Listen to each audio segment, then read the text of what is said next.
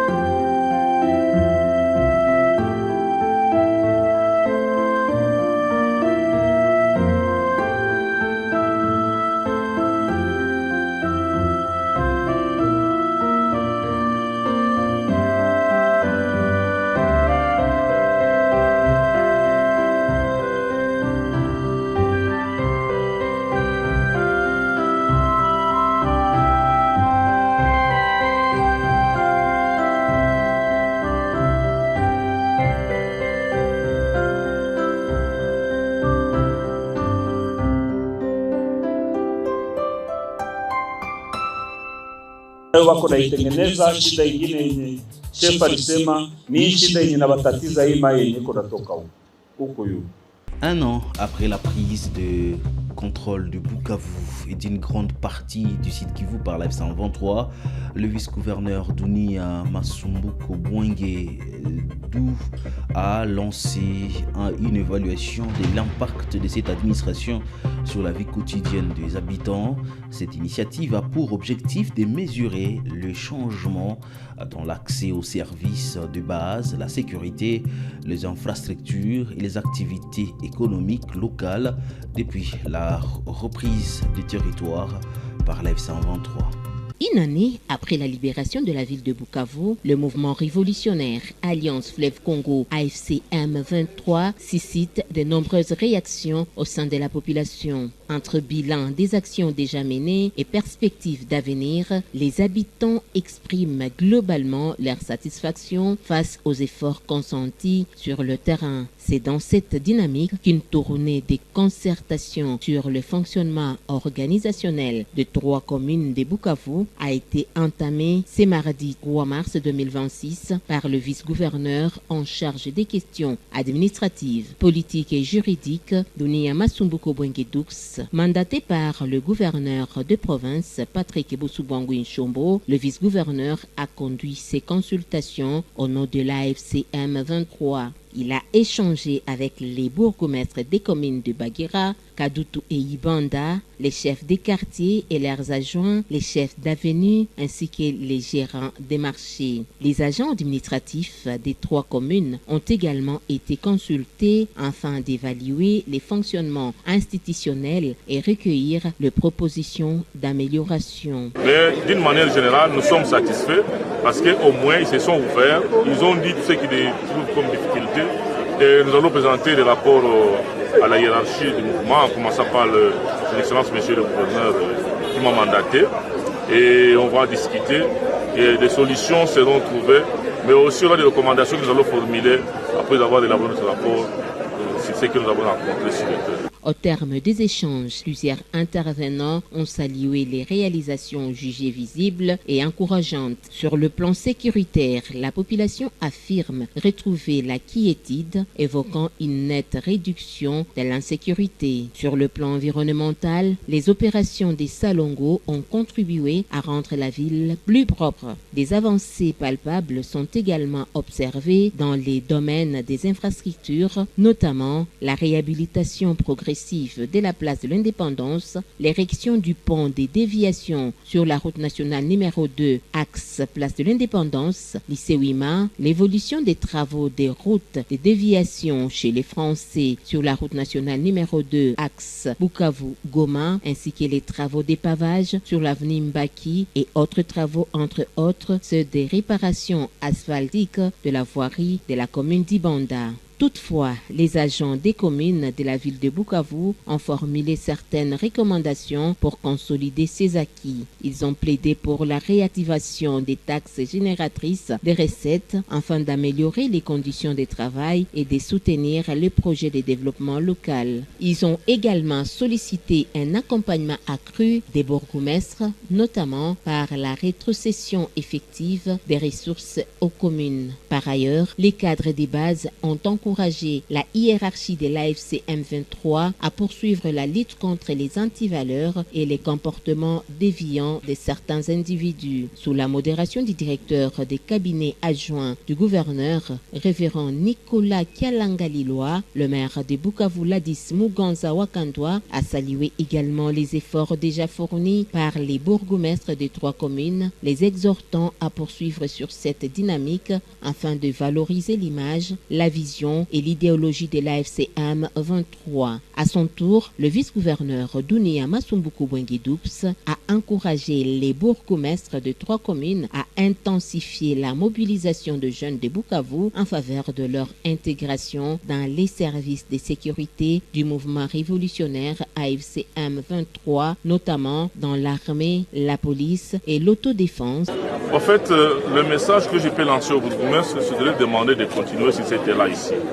Mais surtout dans le respect de l'idéologie du mouvement.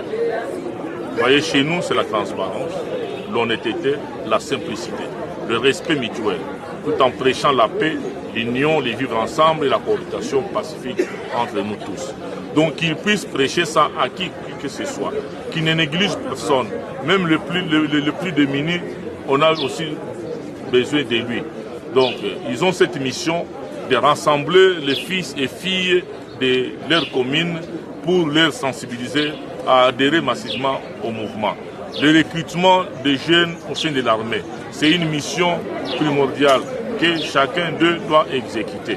Soulignant que leur engagement constitue un levier essentiel pour renforcer la sécurité, consolider la paix et garantir la stabilité durable de la République démocratique du Congo. Dans l'ensemble, les participants ont vivement salué cette initiative de concertation, estimant qu'elle traduit une volonté d'écoute et d'inclusion dans la gestion des affaires publiques. Une année après la prise des Bukavu, la population attend désormais la consolidation des acquis et la poursuite des efforts engagés pour un développement durable et harmonieux de la province.